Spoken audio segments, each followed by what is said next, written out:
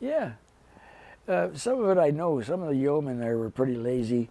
The stuff would start piling up in their inbox for processing. They got tired. They just take a bunch of them, throw them on, and then throw them in a basket, burn bag. That was the end of it. Nobody knew, couldn't prove a thing. You know. Wow, that's disheartening actually to hear that. I think maybe we would keep better records. Oh yeah, I talked to one of the guys at Lockheed. He was a chief, retired chief. He told me he did that too, and I said, "You dirty guy, you're probably the guy that threw mine away." You know? He told me bragging about how he took care of that. If he didn't like a guy, especially, he fixed his record up. He said, his pay record. He said, he probably won't get paid for a year to, resurrect his pay jacket, which was a separate record. There was a health record, your primary record, administrative, and your pay record. Thank you. Yeah, pay, good, and medical. And then in my case, there was a flight due. If you had special, like submariners had a separate one, Special training, Yeah. Wow. Okay. Yeah, that is shocking. I would thought Yeah. it would have been way I always more thought it would go maybe microfiche or something, Yeah, but microfiche. Well, they did that. Now that was easy. Just even easier now, just scan it, and be there forever. no such luck. Wow. I couldn't believe that one. I told them back, keep looking. And they said, well, we sent cards to any to Mississippi, to Washington, St. Louis, Missouri, and somewhere else, Bozeman, Montana, somewhere, wherever they had a record thing, processing thing, and they got back nothing. So, very disappointing. Now, the funny thing is, the part of the training record I did get, I didn't do very good in that part of the training. That's all I had. I was just average, and I thought I was a hot shot. I said, boy, I went through this syllabus like nothing, So that's the part they keep. Right? Yeah, that's the part. So that's the part I threw away. I said, I don't want to keep this part. I just kept some of the, index pages and that stuff, but none of the boilerplate or the flights, this thing. Okay, so when you left the reserves, where did you work? I worked at Westinghouse and then Lockheed. I got in with Lockheed. So that you were at Lockheed then when you got out of the reserves? Yeah. Okay. Yeah. And when did you retire from Lockheed? When? Yeah. Oh boy, about 25 years ago, or between 25 and 30 years ago. I was 61 when I retired. 61? Yeah. Kind of young. Yeah, I had enough though. I had a real, I think it was a pressure job anyway. First of all, I had everybody in Lockheed thought they could do a better job than me. So I didn't have any fans. My back was getting stabbed all the time. And that's not any fun, Right.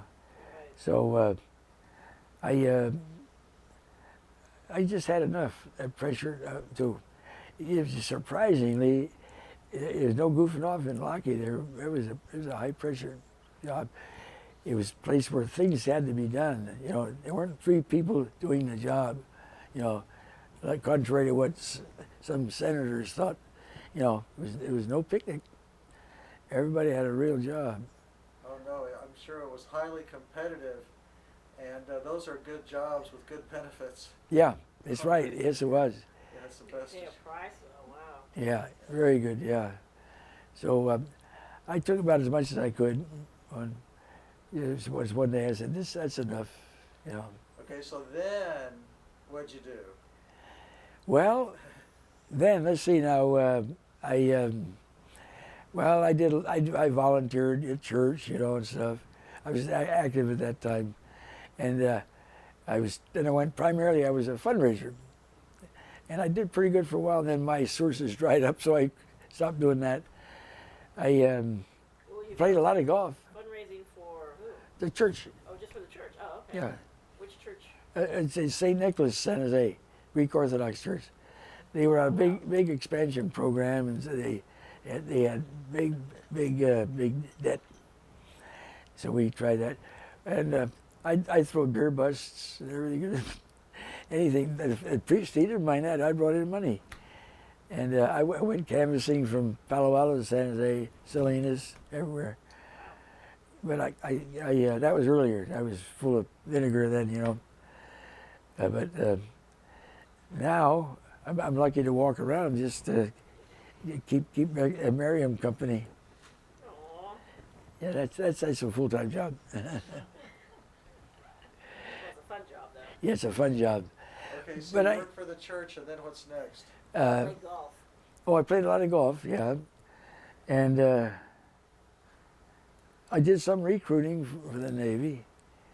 Yeah, going out with the team, you know, and interview guys. What we were after to talk guys who got out.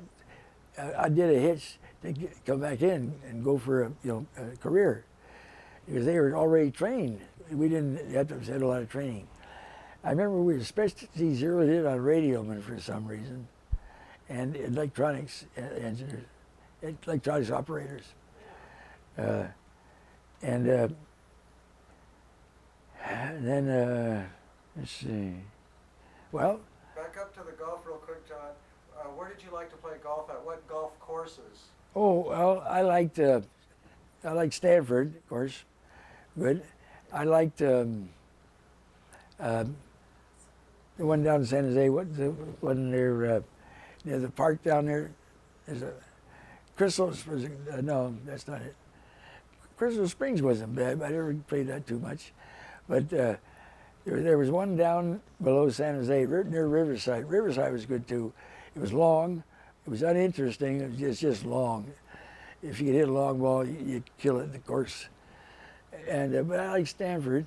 There's one other one I used to play. I can't remember, think of the name of it. It was in San Jose. Oh yeah. Out between San Jose and Los Gatos. You can look it up later. Well, sure, John. Now, I'm trying to imagine you on the golf course. Now, are you in a cart? Or are you bringing your carts and roll? Are you carrying your clubs? How did you do it? I used to carry them at first You at used to carry Stanford. 'em. Stanford, I carried them, Okay. and then I got a little older.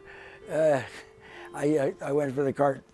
Then I got where after my hip went out, I had to ride a cart. Okay. Doc said that's the only way I was going to make it. So ever since then, I've been in a cart. But originally you would carry them on your Oh back. yeah, Roll oh them yeah. and stuff. Hit the ball and run. You know, yeah. Now that's how I imagine you for some reason. Well, so keep telling us about some more fun hobbies. This is good stuff. Okay, well then I'm trying to think.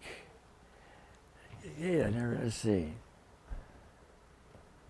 Well, I joined the Pearl Harbor Survivors group, and I was busy in that. I was still busy in the church. They called it the AHEPA, American Hellenic Progressive Society, something like that. And it was more or less, the real aim was to keep the church going, keep the membership up. You don't want the church to dry up, in your chapter or your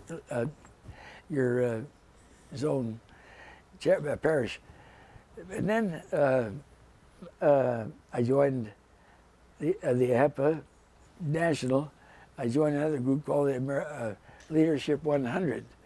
Everybody put in a bunch of dough and supported the patriarch. That was the main thing. That was our function. Our duty was protect the patriarch in Constantinople, and we had, I don't know if we were at 401 or what it was, but we had all earnings every year had to be dispersed or they'd be taxed. So that didn't make sense to us. So we gave away to indigent priests, not making it to a retired priest. He was always make sure those guys were okay, taken care of.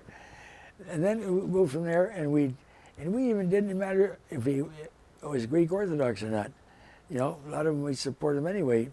If they were down, needed help with their rent and stuff. We had a regular committee do this, and they go off. I was on it for a while. But you had to go out and check these guys out. A lot of people were petitioned for your requests for assistance. You had to check them out. And then we had others would recommend people. They would know that this guy, not saying anything, but he's having a hard time, you know. That family needs it. So we did that stuff. Earthquake disasters, we do that, take care of that. Especially Greece, we'd help them out a lot. Things like that. I was pretty active in that. Then I was active, of course, in the Pearl Harbor Survivors. So you joined which chapter? Huh? The one in San Jose? Which Santa chapter Clara. was that? Santa Clara. Pearl Harbor Survivors? Yeah, which chapter? It was San Jose. Well, Santa Clara, really, but it was San Jose. It was South Bay, really. Well, tell us about the old days with the Pearl Harbor survivors, because we've met a few of them, like Warren and Tony. and, Tony. Frank. Frank at the very end of his life. Frank was Yeah, something. you. Yeah. And we've seen a picture of you guys that's at Moffett Field. In the museum there's a nice display. Yeah. And, Yeah. but yeah, tell us about the Wild Bunch in Santa Clara. Well, Tony was a wild one. This guy, he was a little storyteller. He lost his peacoat in San Francisco, and it ended up in Belgium. Later, this guy wrote, because he had his name and stuff in it inside it. ID. He got a letter from this guy years later, and he had his pea jacket, peacoat we call them, and now they're pea jackets, and they were really good then. Boy, they were the most beautiful wool thing. The top, they couldn't get any better. So, yeah, when you're on the watch on a bridge at night and the water's coming in, you're glad you got it, you know. Anyway, not on the bridge, pardon me, on the bow. And anyhow, he had a running thing going for a couple of years with the following that peacoat. So every time we come in, Tony, what's the latest on the peacoat? And he'd bring us up to date. Then he was actually AWOL one time. He missed his ship. He told about that saga. And that was a pretty good one. You know, he'd keep you going. He was so good at telling that stuff. He finally, I guess, ran out of stories to tell, or he got tired of it. He stopped. I was the chapter president. I said, well, Tony's on it. Okay, Tony will now give us the latest on something. And finally, he just passed on it. He had enough. But boy, I'll tell you, for years, this guy, and if something's wrong, he would let you know. He was a loudmouth guy. He had been a union organizer, and boy, he was loud, and he was menacing. So I enjoy that. What the hell else? I guess. Who else there? Warren. There was always Warren. Yeah, he had something to tell. But he was kept books. He was secretary, treasurer, secretary. When I joined, he was the secretary. When we folded, he was still secretary. That's a hard job. It was a job, yeah. And he does. The quick story on him is, I guess he went off to Utah, and as Yeah. he's sliding down the ship, there's the barnacles and cut up. He got his ass chopped up pretty good. He didn't say the word, but yeah, he admitted he got his back. Yeah, those barnacles, boy. Well, he said lower back. Yeah, yeah. That's your lower back, I guess. Never. But they did. They cut it up pretty good. Survived in Utah. Like we had one guy on the ship when they were bore sighting the planes. I don't know how this guy got a bullet in the plane there. Bullets were in the plane, but they weren't in the chamber. And he was bore sighting the thing. It was all set. All of a sudden, bam! He tried to test the trigger motor, see it was working properly, and the bullet went off. And the guy was up on top of the 5-inch turret of the thing then, and the bullet went right through both cheeks of his butt. And he's okay, but boy, it hurt. He was sitting on a cushion for a long time. It's a Purple Heart. Yeah, he got a Purple Heart. And what was yours for? I got a question here.